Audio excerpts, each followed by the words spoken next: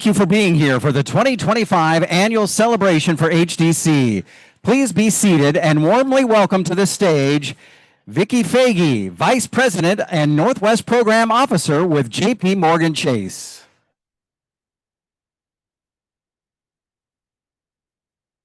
Hello, good afternoon. If we could all kind of bring it down to a dull roar, find our seats, we'll have plenty of time to talk to all of our colleagues later. I don't want to have to use my mom voice, so let's all try and shh.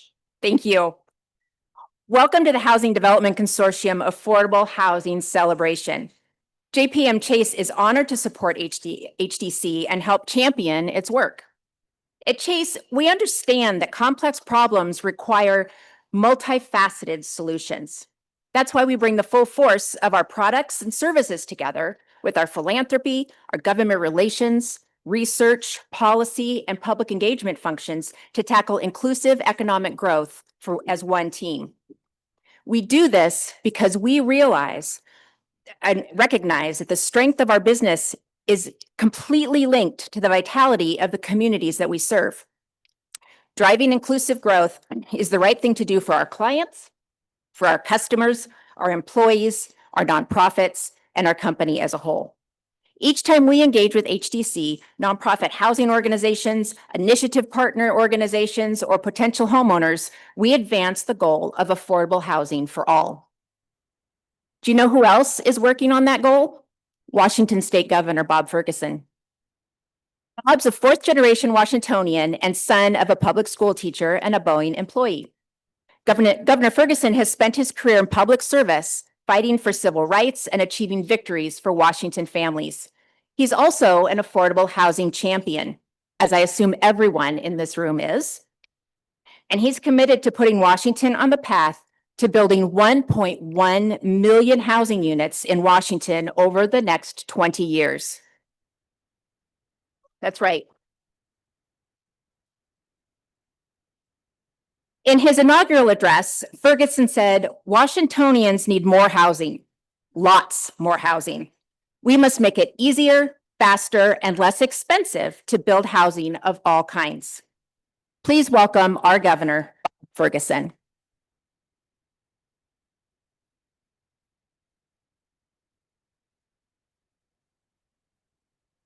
Thank you so much, Vicki, and good morning or good afternoon to all of you. It's really an honor to be here and have the chance to say really two words. I could sort of summarize my comments in two words, and those two words are thank you.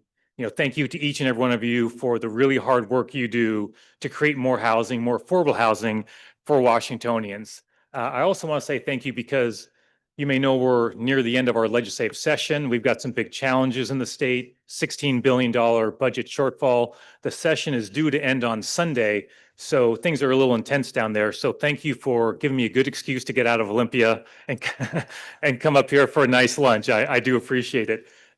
Things are a little hectic down there, as you might imagine, but we're making a lot of progress. Vicki mentioned my inaugural address, and it was the first one I've ever given. As you might imagine, I'm a new governor. And when you're giving your first inaugural address, I think it's fair to say you think pretty carefully about every word you are going to say. You only got so many, you only got so much time, and you want to make the key points. And I appreciate Vicki quoting that line from that inaugural address because of how important I think the issue of affordable housing is here in Washington State. Now, look, I recognize I'm preaching to the choir, but I thought I would share with you when I ran for governor, I had the real honor of going to all 39 counties in Washington State, which is kind of a unique experience. Travel the entire state, go to every county, and listen to what's on people's mind about the future of our state. And I was often asked during the campaign, when people heard I'd done that, what issue did I hear the most in going to all 39 counties? And my answer was what I heard, and that is the need for more affordable housing. I heard it all across Washington State in community after community after community. And that to me really, I understood how big an issue it was, but I think I perhaps had underappreciated just how significant it is in so many communities all across the state until I traveled the entire state. And that's why I've made it a focus of my administration and a focus in my inauguration speech. I'm not sure how many of you follow a guy named Ezra Klein, but he's a liberal, political commentator, New York Times columnist, that type of thing. And he's got a podcast. I listen to it all the time. So he's recently written a book called Abundance. And his whole theme of this book with a co-author, the whole theme of this book is the idea that we as a society have largely lost the ability to do big things. Infrastructure, he focused on that, climate, and also he talks about affordable housing. In other words, hey, we've created so many obstacles to the construction of affordable housing, for example, or infrastructure in general. Big projects aren't getting done. He talks about rail in California down there and talks about how this big project and the billions of dollars being invested, and hey, the project just isn't going the way it needs to be going. He writes a lot about that. And that really resonates with me as a new governor. In other words, we live in this incredible state, right? And we're thankful to have leaders, many of them who are here today, the local level, who are working really hard. We have visionaries who care about affordable housing like all of you. And yet we have this big challenge as a state, and we're not alone. But it seems to me that we need to find a way to break down barriers and become more efficient and make sure we're able to build the housing that we all need. So as an example, on the first day when I was a new governor, after giving that inaugural address, I signed a couple executive orders right then after the speech. And one was literally to direct state agencies to review all regulations that impact housing, permitting, and construction. And the goal is simple: to remove outdated and duplicative regulations and help builders, like many of you here today, to deliver affordable homes more efficiently. Look, that's just one step, but it's something that I, as governor, am determined to do. Right? We all have a role we can play. We've got folks in various parts of the affordable housing crisis we're facing. As a governor, I'm determined to make sure that we as a state are being as streamlined as possible, right? It's important to have regulations to make sure we're building in an appropriate way. But at the same time, we cannot have too many that get in the way of the important construction that needs to happen. And that's why we're really determined as a state to make sure we're partnering with all of you in doing that. One thing I want to mention is that I mentioned the state legislature is doing their work right now. And I'm a believer that like 90%, I've been in politics over 20 years. So my experience is that 90% of solving any problem, right, that deals with politics, legislatures, city councils, that 90% of solving a problem is getting everybody who's in the room to agree that there's a problem that needs to be solved.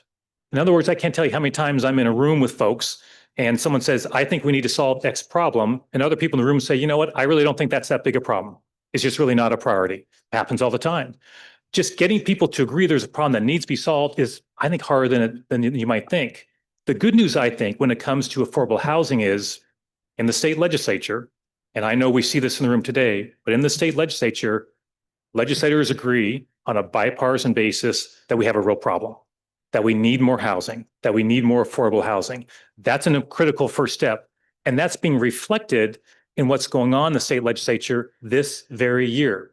I mentioned earlier, we got some big challenges, including a $16 billion budget shortfall. That's big, and that gets a lot of the news coverage.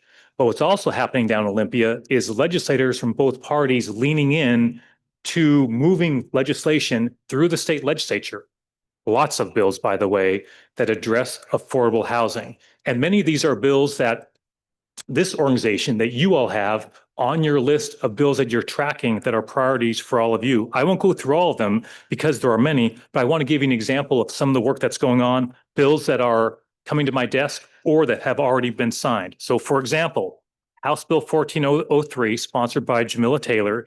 This is a bill that's a priority item for all of you. And this goes to the development of condominiums, construction of condominiums, and reform of that. And one of the key barriers the Department of Commerce identified some years ago was, I won't go into the details, but liability laws that get in the way of construction. It's a huge problem. It's one of the top priorities for this organization. The good news is that legislation has passed, that the state, exactly, that the state liability laws, these state liability laws will no longer be the single biggest obstacle to building more condominiums, which is, of course, one more way to get folks into affordable housing. That bill is passed. I'll be signing it. Another one, a priority for all of you, Senate Bill 5184, this one sponsored by Senator Jessica Bateman. This increases housing supply by updating outdated parking requirements. Hey, right? It's another step forward. Why do we have these requirements? They're outdated. We don't need them. Getting rid of it makes it easier to construct this housing. This will be a huge help. Another piece of legislation that I signed just yesterday, also, by the way, from Representative Taylor. This was another item of priority, House Bill 1696, signed into law to modify the covenant homeownership program, which creates more opportunities. You know where this is. To close the racial homeownership gap in Washington state. Those are just three other examples as well. I'm keeping this short because I'm watching my timer up here and we've got to get to other speakers. But it is an example. It's unusual to have that much activity going on at what time in the legislature during what is a very challenging session with this big budget shortfall, right? And so this has been fantastic, I think, to see legislators leaning into it. And one more that's not yet to my desk, but I'm confident I think the form that it comes out is still being worked out, but both the House and the Senate have both passed rent stabilization bills. They're working out the details. They're working out the details of what this will look like, but I'm confident that a version will come together and will get to my desk for signature. So again, those are just a few or several bills that are passed, been signed, or about to come to my desk. But I think it reflects the prioritization of the legislature on wanting to work with all of you to make this a more streamlined process.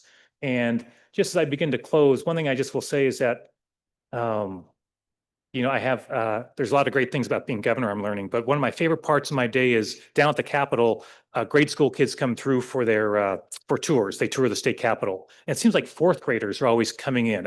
Fourth grade must be the year in which tours happen, I'm learning.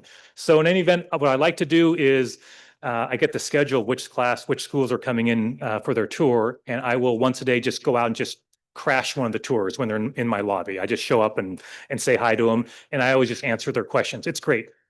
And I've been asked many times by these fourth graders, some variation of the question of, hey, how did you become governor? Like, well, what got you there?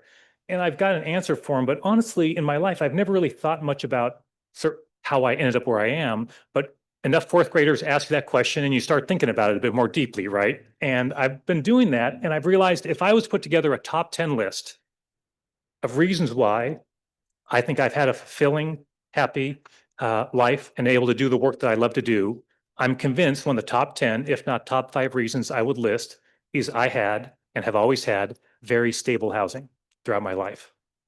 I was lucky as a kid to grow up not far from here. My parents were just working people, school teacher, Boeing employee, but they were able to afford a really nice house for me and my 6 siblings. And I grew up in that house, lived my whole life in that house. When I came back from law school and wanted to buy a house in a city that had become far more unaffordable to buy a house than it was when my parents bought a house, I lived in my parents' house for quite some time so I could save money to get that down payment. I had a place I could go rent-free and stay for a while I was practicing law. For my kids who are on their spring break right now, visiting schools, colleges, for them, they have a stable home, right? I suspect they take it for granted the same way that I took it for granted when I was 17 years old, but they have that as well.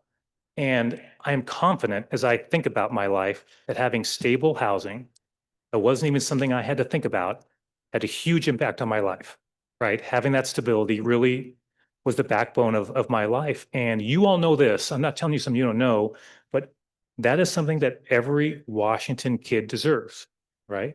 Every Washington kid deserves that. And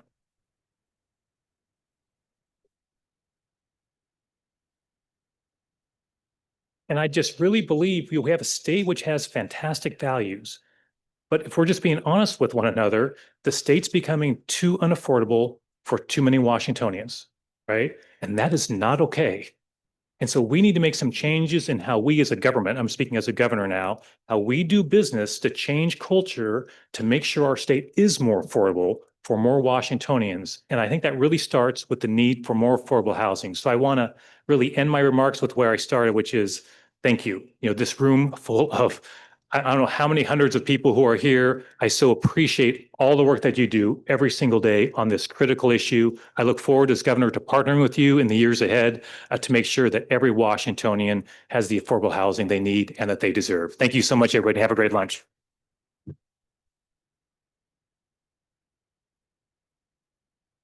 Thank you, Governor Ferguson, for joining us today. Now, please welcome to the stage HDC Board President Kate Smith.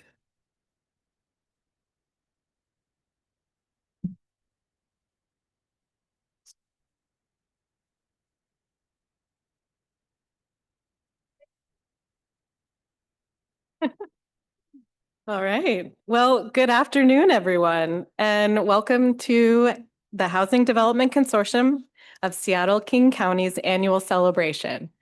I'm Kate Smith, the board president of HDC and a principal at SMR Architects. On behalf of the entire HDC board and staff, it is truly my honor to welcome you here today. I'd like to start by thanking Governor Ferguson for joining us. That was a great surprise this morning. We're grateful for your time and for sharing more about your vision for housing in the years ahead. Let's begin by acknowledging some of the folks who helped bring this room to life. Would all of our table captains please stand for a moment?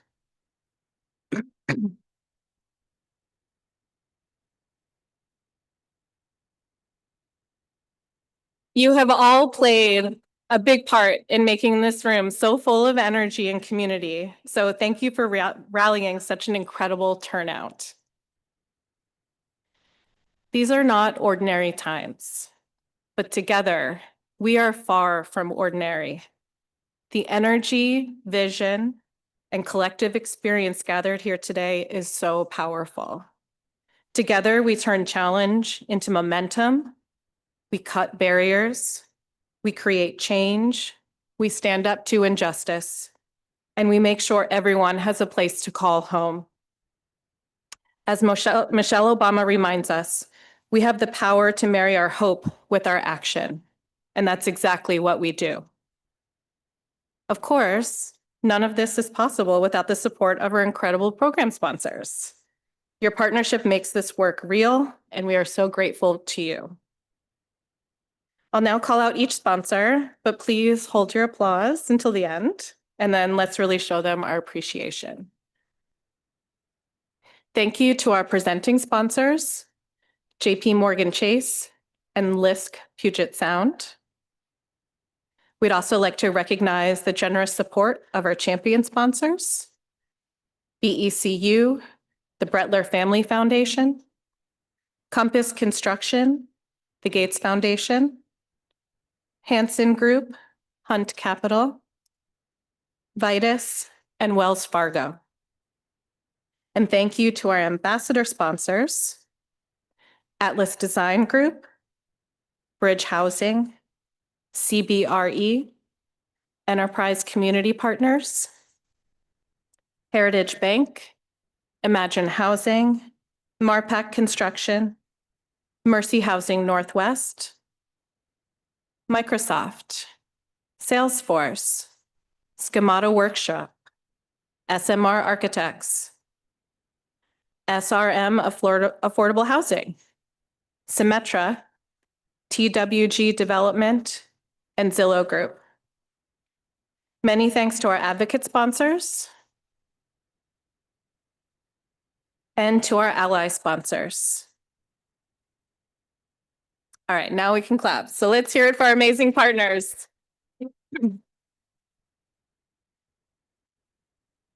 Your generosity fuels this mission, from bold policy wins to real-world housing solutions that bring stability, dignity, and opportunity to thousands of people across our region.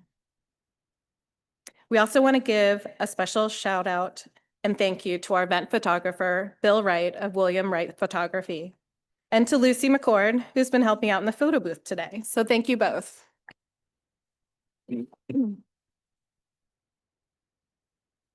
We're so proud of our amazing board of directors at HDC. Will you please stand and wave to be recognized for your leadership and stewardship?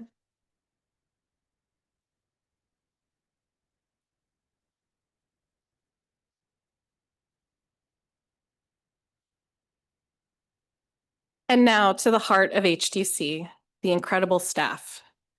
From member services to policy and advocacy, this team has been hard at work framing our future. Please stand as I call your name to be recognized. Bambi Chavez, Laura Frankie, Joanne Gonzalez, Brady Nordstrom, Kyler Paris, Jesse Simpson, Lauren Tierney, Danny Turk, Maya Vidish, Dan Weisbeck, and Jessica Yang.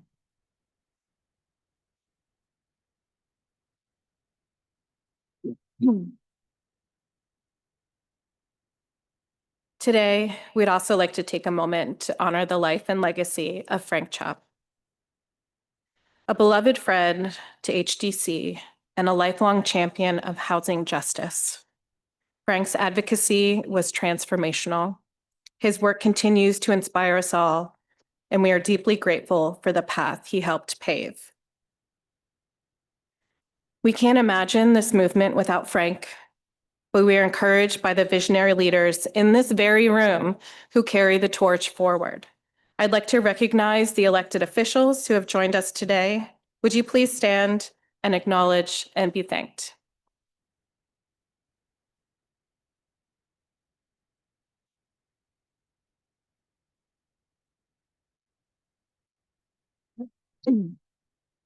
Thank you. And now it's time to celebrate what we've accomplished and get energized for all that lies ahead. Please enjoy your lunch, reconnect with colleagues and friends, and take a moment to soak in the shared purpose that brings us all together. Here's to more homes, to deeper community, and to the extraordinary impact we make together. It's now my pleasure to introduce someone who embodies the heart and vision of this moment, our Executive Director, Patience Malaba.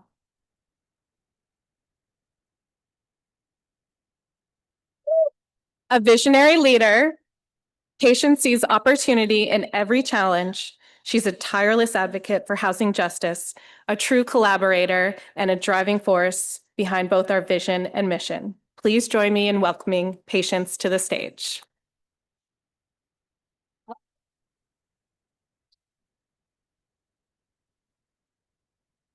Thank you, Kate, for your kind introduction. Good afternoon, everyone. It is great to be with you as we come together to celebrate our collective achievements and set the course for the road ahead. I want to thank each and every one of you. I'm looking at this room for being here today to help us celebrate what you, our members, sector partners, and elected officials have worked so hard to create and accomplish. Your commitment makes this work possible.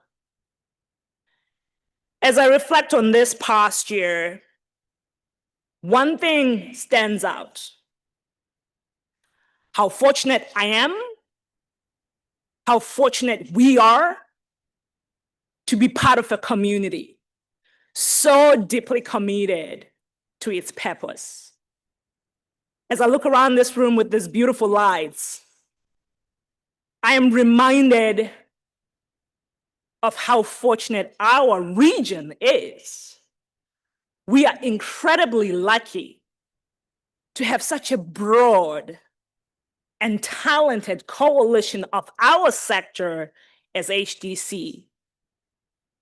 The best, the brightest, the most dedicated champions in development, service delivery, finance, government, architecture, contracting, and housing advocacy.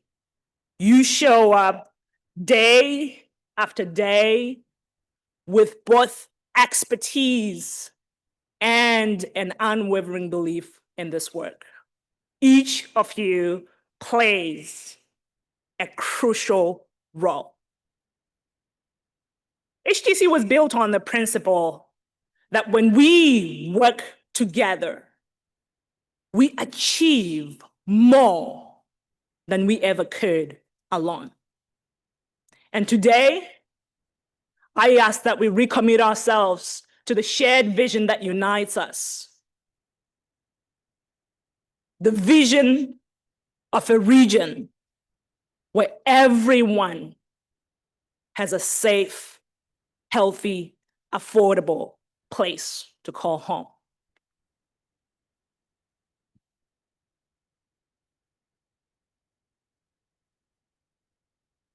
Now, let's be honest, this work isn't always easy. We don't always agree, and that's okay. I mean, just look around. We are passionate, strong-willed professionals and advocates. There have been times when I've sat in meetings wondering, how will we bridge this gap? Can we move forward? And yes, I look around the room and I see a few nods because you've been there too. But here's what I've learned. We always find a way. At HDC, all of us, we have a unique strength. In our pursuit for our vision as HDC, we have an ability, a unique ability to survive our differences and remain united on our shared vision. And that's because we stay at the table. We lean into tough conversations. We make space for different perspectives and find a way to maintain mutual respect, sustain trust-based relationships, and collaboration for a path forward. And that's because when it matters most, we remember why we're here. We show up for the vision. We choose to keep working together. And together, we rise, building communities that connect people, that spark change, and renew hope. That is our superpower.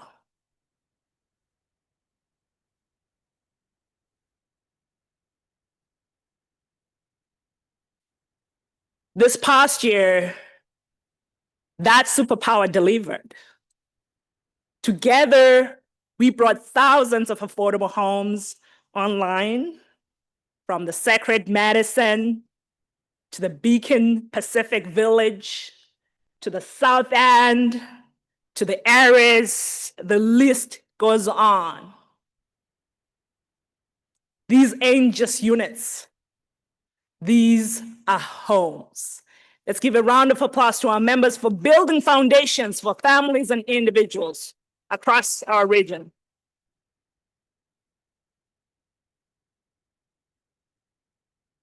The governor talked about the state legislative session this year, one of the toughest in memory. And still, we delivered. We secured major wins, from the Housing Accountability Act to the parking reform, to the condominium reform, to the study, to rent stabilization. The list goes on. And these ain't just bills. They are tools to boost rental housing supply, to cut barriers to development, and to expand access to homeownership.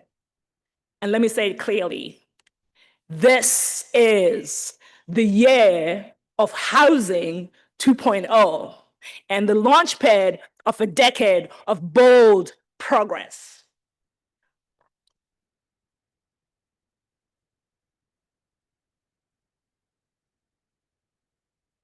I know we're on to the finish line in a few days, but we are stronger than ever because we are stronger together. At the local level, we advanced work on zoning reform. We've been leading the Complete Communities Coalition in Seattle, and we've helped shape the One Seattle plan, doubling housing capacity and setting ourselves up for 330,000 new homes over the next 20 years. We've got a few more steps to go, but I see council members are right here with us in the room, and we are looking forward to working with the incredible leadership of council to pass the boldest comprehensive plan in Seattle.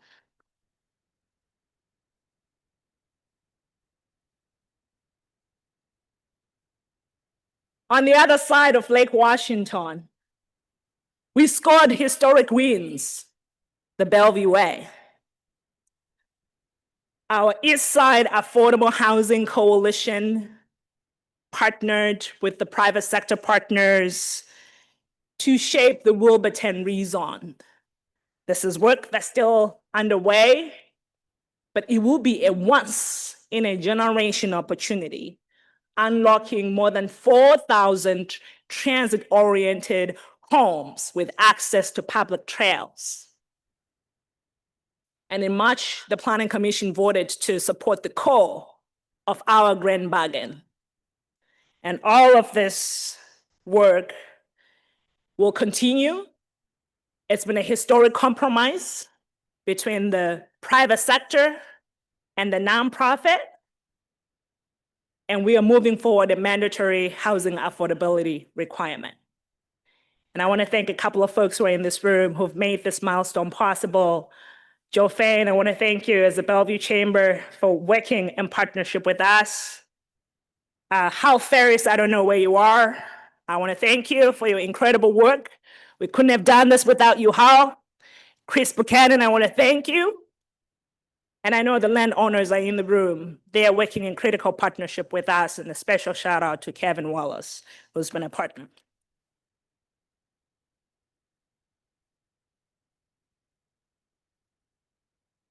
This work is yet to get to the finish line, but we are going to be partnering and staying at the table and supporting the incredible leadership of council. One of the most powerful moments for me this past year was witnessing the momentum behind our Black Home Initiative work.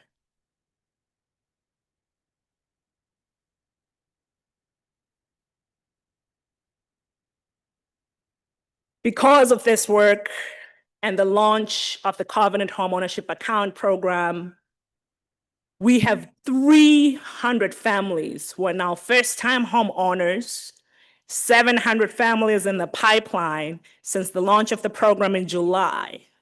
These are families whose ancestors were denied the opportunity to own a home. That is justice in motion. And I want to thank Lisa DeBrock at the Finance Commission, Steve Walker, for all of your incredible work on the program with true heart. But I also want to take a moment to lift up the Black Home Initiative partners. If you are here in the room, please rise and be recognized.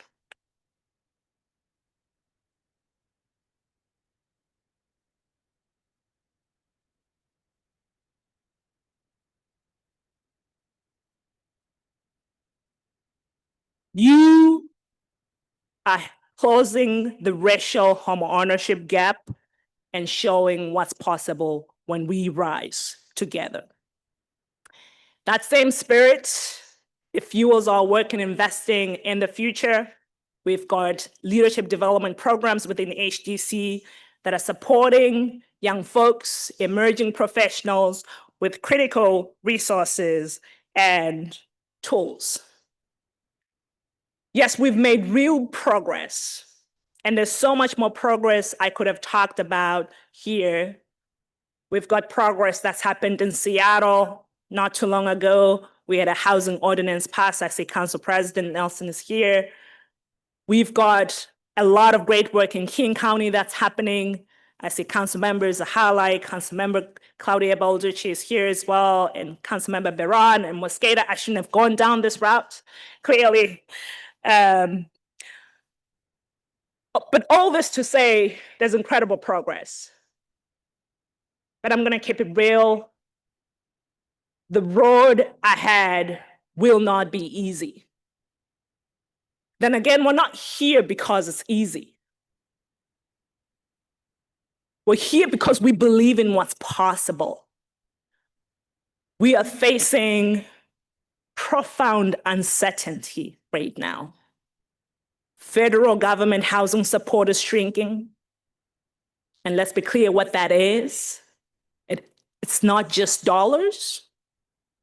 It's treatment, critical treatment for people, supportive services for people. It is stability. It is hope. It builds homes. It keeps people in homes. And all of this is happening at the backdrop of real budget challenges at the local as well as state level. It's also happening at a time when policies that are outdated are driving up the cost of developing housing. And this is a hard time for many of you as organizations and companies who are doing life-saving work. The stakes couldn't be higher. But if our history teaches us anything as this region, it is that this region rises. In the 1980s, when federal policy presented both challenge and opportunity, a few powerful leaders came together. And through collaboration and collective resolve and expertise, they formed what would become the Housing Development Consortium. So we're not stepping into this moment empty-handed. We're stepping into this moment with the same resolve that drives us today. We bring strong values, proven fundamentals, and a track record of real performance and a network that knows how to deliver together.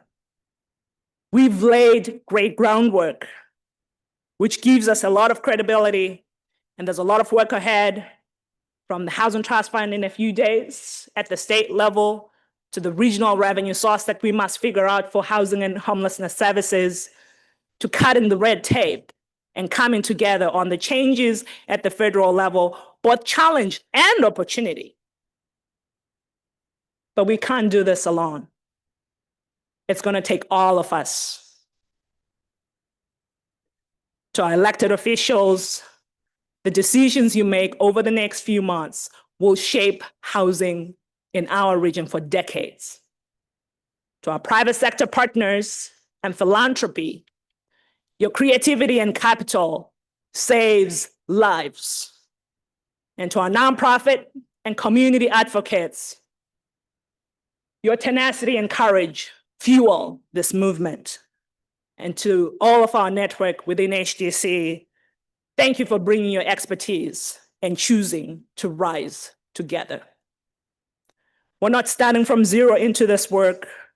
And when we leave this room, I ask that we take more than pride. Let's carry renewed resolve. We're building from strength. Our foundation is strong, and we are not done. The housing need is urgent. The stakes are high, and the work ahead will be built brick by brick, block by block, by us. We rise together. We build together. We fight together for a region where everyone has a place to call home. Thank you.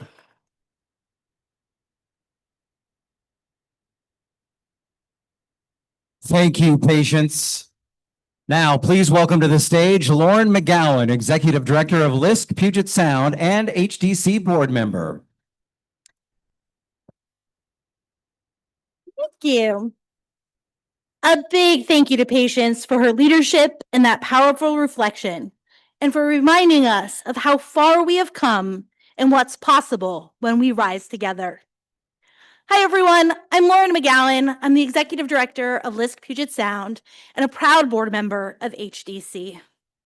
It's so good to be here today with so many friends and partners, people who know what it takes to build housing, move policy, and fight for justice. I've got one job today, and that's to get you to give. So I need you to help a girl out. As my team knows, I like to get things done, and I like to get them done big. So who's with me? That's not gonna cut it. Who's with me? Okay. So I want you to grab your phone and scan the QR code or grab a giving card from your table captain. Every dollar you give today supports HDC's vital work. And every gift of $250 or more will be matched dollar for dollar, thanks to generous board members and housing leaders across our region. But before you press donate, I want to talk about why. Why this work matters, why I give, and why with your help, we can do so much more. We are living through an incredibly challenging time, but I believe that HDC will rise to the challenge and turn it into an opportunity. We've built real momentum together, passing bold policies, building thousands and thousands of homes, and growing a movement that is rooted in equity and justice. But the moment demands more. More coordination, more courage, more commitment to the kind of region we want to become. I get it. This is another ask for another worthy cause, and everyone in this room is already doing so much. But I think that's exactly why we're here and why we show up. Because this moment demands more. This movement demands more from all of us, giving, organizing, and bringing others along. More from the movement to meet the scale of the challenge and the promise of what's possible. We need more HDC. At LISC, we're working every day to advance housing, racial, and economic justice. We raise local capital to unlock national funding and bring expertise, lending, and programs to build capacity of our community. But we can't do that work alone. So when we reopened the Washington LISC office a few years ago, one of the very first things we did was call HDC and become a member. Because we knew then, and we knew that now, that we need HDC. Look, we're in a moment of real threat to our movement, to our mission, and most importantly, the communities that we serve. There's political chaos in DC, costs are rising, our staff are burning out. And the federal funding that underpins so much of our work is at serious threat. More and more of us are being asked to do it all, to house people, to heal people, to rebuild systems that were never intended for us. And in moments like this, it's easy to hold tight, to protect what we have. But the systems we had were not working. They were not equitable and they weren't just. So we can't go back. We have to move forward and build a future. Something better, something bolder, something more just. And to do that, we need a strong and thriving HDC. So many of us are members, and our membership dues have gotten us really far, but it's not enough. Today, I'm asking all of you, as professionals, as colleagues, as friends, to invest in this moment, because the connections, the coalition, the infrastructure of this organization provides is what will make that change possible. And we need that now more than ever. When I think of what it's going to take, how we reimagine what's possible, I think about the backbone, a center of gravity, an organization that pushes us and holds the line when the pressure mounts. That's HDC. HDC stands up and speaks out when others cannot. When nonprofits worry about funding risks or political consequences, HDC raises our collective voices and fights for our shared values. There's few organizations that I know of that can bring grassroots organizations, business leaders, and elected officials together to pass historical affordable housing policy in Bellevue, lead on the Seattle Housing Levy, or envision a bold new comprehensive plan. If you've seen permitting reforms, zoning proposals that center housing and community, or deeper affordability tools, HDC was there. If you've navigated complex funding proposals, attended an HDC event, or grown through the survey course, HDC made that possible. HDC leads coalitions, shapes legislation, leads training, and convenes power.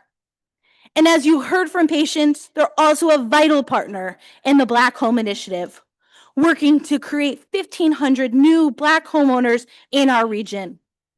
That's not just policy, that's true justice in motion. I love that HDC is more than a sum of its programs. It's a collective that holds our sector together. This is your HDC. It's yours, Steve, and yours, Susan, yours, Chris, and Jamie, and Cy.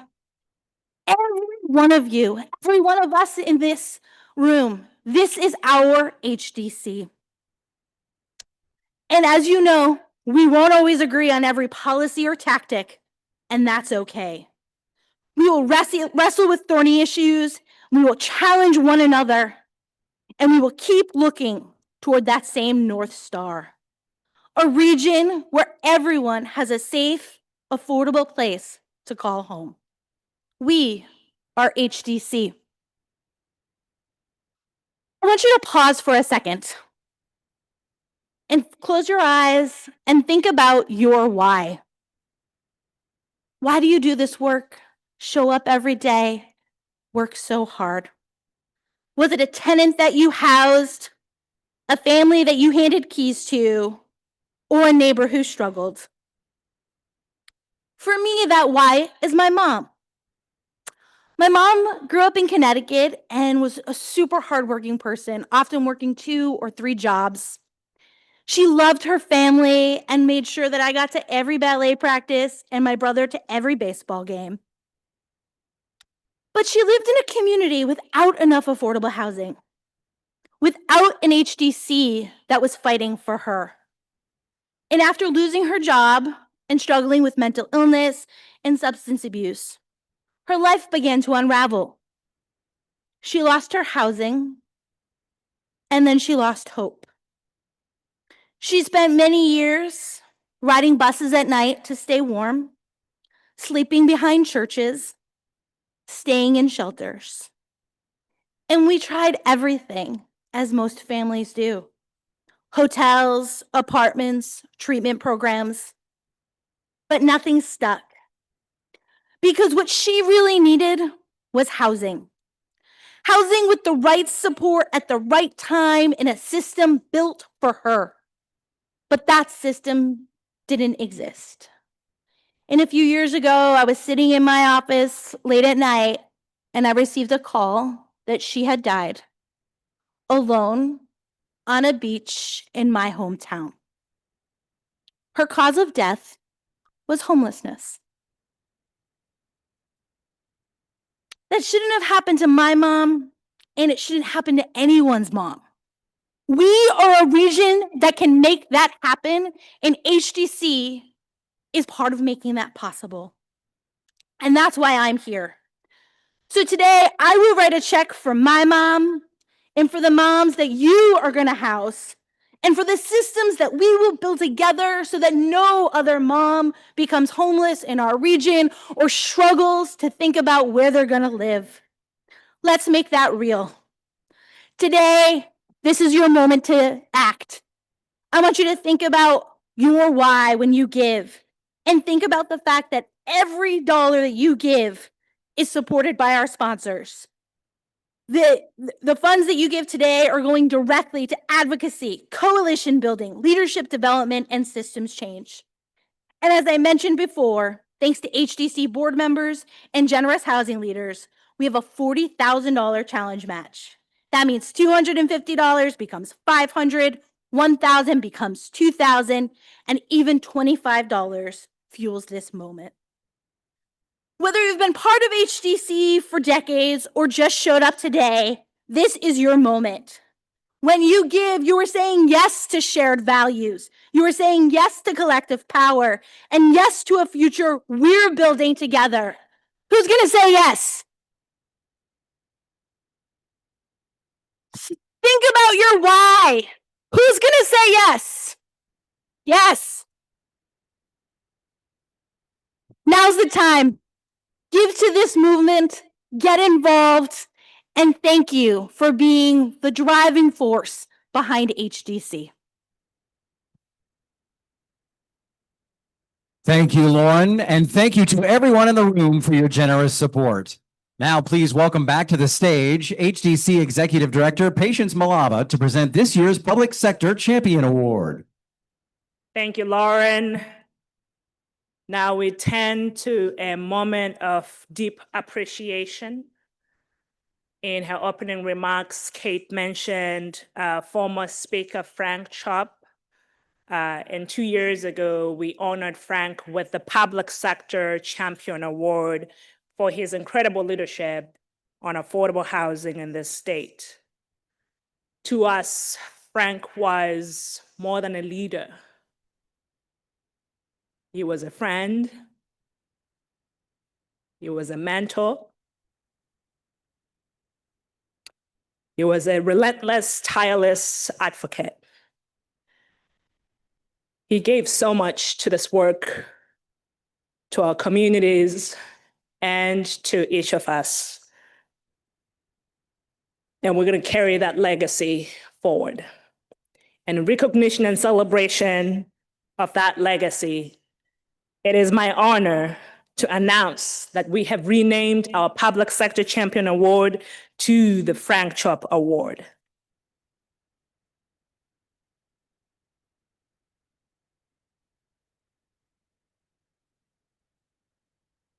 And this year's recipient lives up to that name, the city of Bellevue. Woohoo!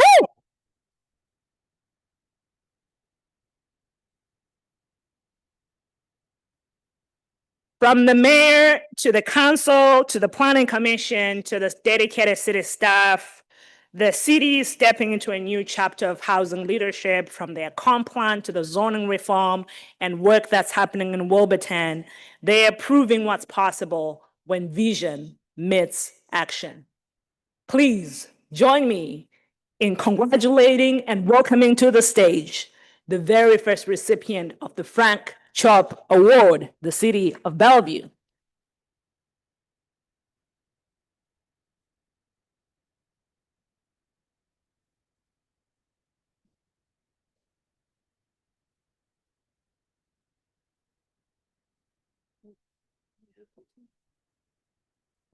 All right. Thank you so much. We all love Frank. I know I'm going to cry. He was a good friend to my husband and a mentor to me. And he was a brave, strong advocate for affordable housing. It takes courage to build housing that's affordable to everyone. And I don't know why, because as the governor said, it's a basic need. But they say that the biggest impediment to early childhood learning is stress. And the biggest stress in a child's life is unstable housing. And yet, it takes courage to advocate for a men's shelter and supportive housing during an election year. It takes courage to make affordable housing a council priority. It takes courage to create an affordable housing strategy with rapid implementation, and for our city manager to create an office of housing that allows us to put affordable housing on city-owned surplus property and on church properties.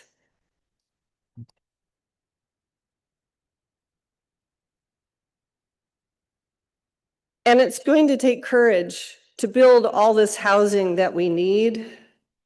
We're going to have to change laws, change permitting, change land use codes, and change the way that we envision our neighborhoods. But when I look at all the brave faces in the room today, and I think about Frank Chop, I know that we can do it together, and we're looking forward to working with all of you. Thank you so much.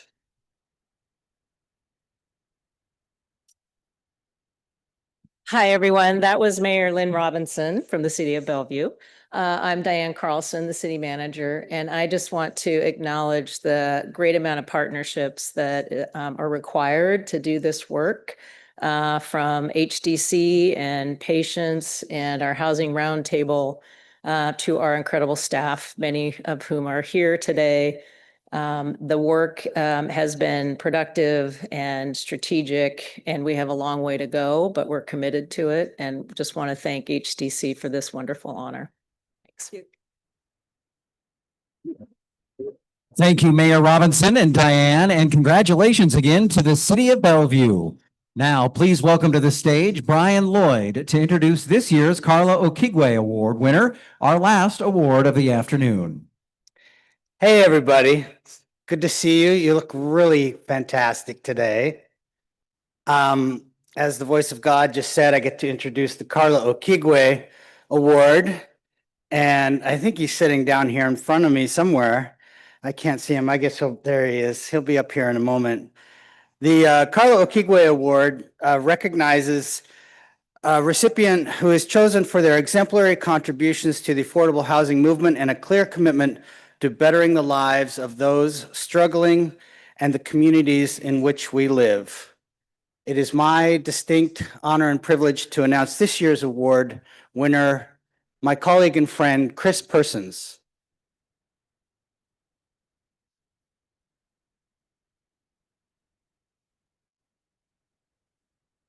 Now look at him. He's trying to get me off the stage because he told me he didn't want me to take up his time for speaking. Yeah, no, I'm glad you're here. I do just want to say a couple things, Chris. Chris, you and I met in 2007 when I was appointed to be a board member, and you had just arrived in Seattle.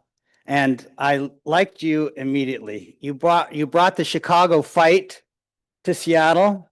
And a lot of, I think my first lessons were to tone that down. We're not in Chicago anymore. We are in Seattle. And I think after 17 years, you still got both going on. So thank you for that. As CEO at Community Roots Housing for 17 years, Chris has championed a model of affordable housing development rooted in community, taking each new development as an opportunity to not only address housing affordability, but also other key concerns like opportunity for local businesses and community ownership of assets. Chris has led Community Roots Housing through some significant transition and growth and some very tumultuous times. It's been a hard period following CHOP and the COVID impact. CHOP with one P, not two Ps. But you brought on developments like 12th Avenue Arts, the Liberty Bank Building, the Jefferson Station House. You started Community Roots Housing Foundation.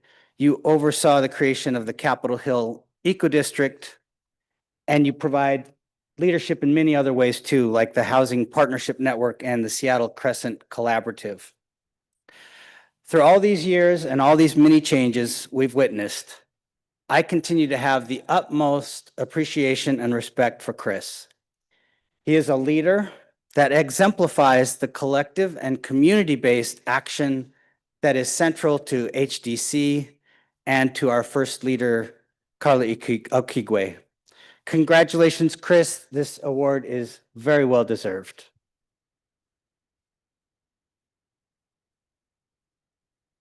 Go ahead.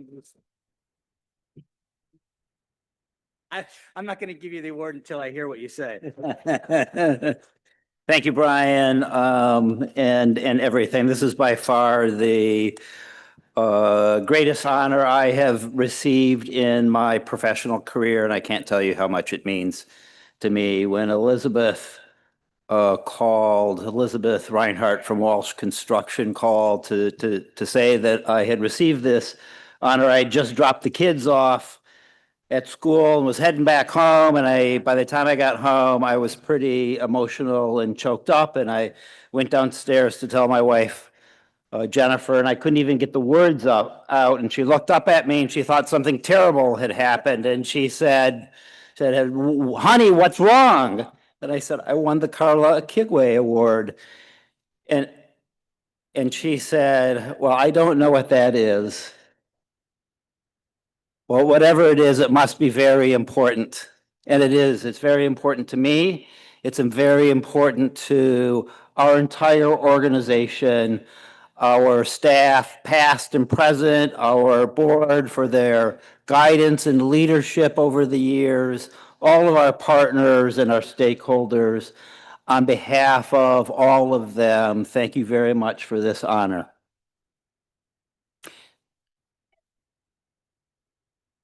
But before I actually get the award, I do want to say something very quickly, and I've got a little bit of time. There has been a lot of distress and perhaps despair over some of the things, current affairs that are happening now. And you've heard some of this today around profound uncertainty and not ordinary times. And I just think to myself that had you lived in the 1960s like I did, and maybe a handful of you did in this room, you might have a slightly more nuanced perspective. In the 60s, when we were sending kids to die in Vietnam, and we were in fact killing a lot of Vietnamese, and we were under continuous threat of nuclear war, and our great leaders were assassinated, and the term LGBTQ wasn't even a thing yet, adds a different perspective to the times we're in now. Or if you want to flash forward to the 1980s, when our housing programs were decimated and our labor unions were decimated and our mental health system was decimated, and there was the Iran-Contra scandal and other things like that, it gives you perspective. Or if you go to the 1940s, when there was a rise of Nazism in this country and a Holocaust across the sea, or really any time from 1619 to 1865. My point isn't that things are great right now. My point is that we've been in challenging and inhumane times before. And to echo some of Patience's thoughts, we fought and we've won. The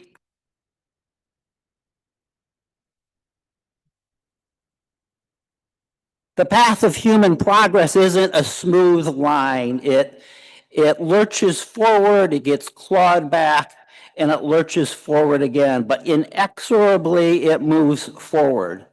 The arc of the moral universe is excruciatingly long, but it does, and we know it does because the great Reverend Dr. King told us it does, bend toward justice. But it's bending toward justice not by some magic. It's bending toward justice because you are all out there fighting for that justice. So today is not a time for despair and hand-wringing. It's a time to turn our despair to moral purpose and to turn our hand-wringing into fists, to fight again so that one day, probably not my lifetime and maybe not in yours, but one day the world can truly embrace the great diversity of humanity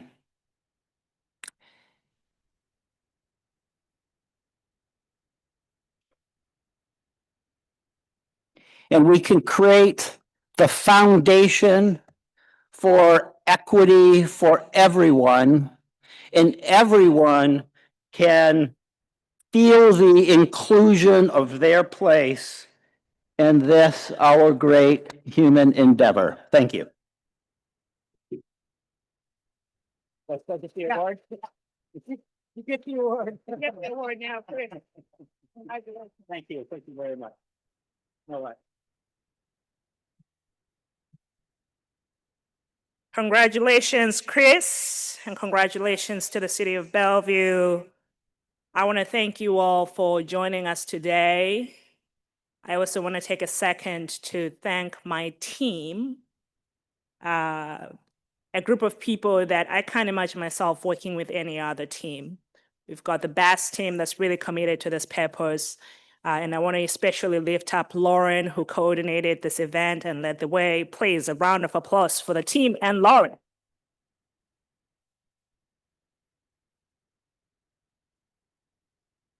And to all of you, a big thank you for your support, for your donations, for your sponsorships, for your partnership.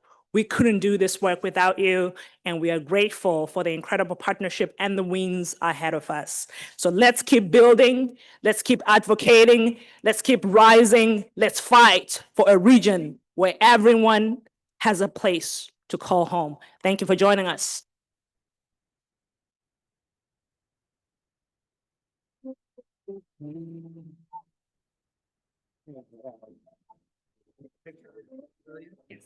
Let's do that.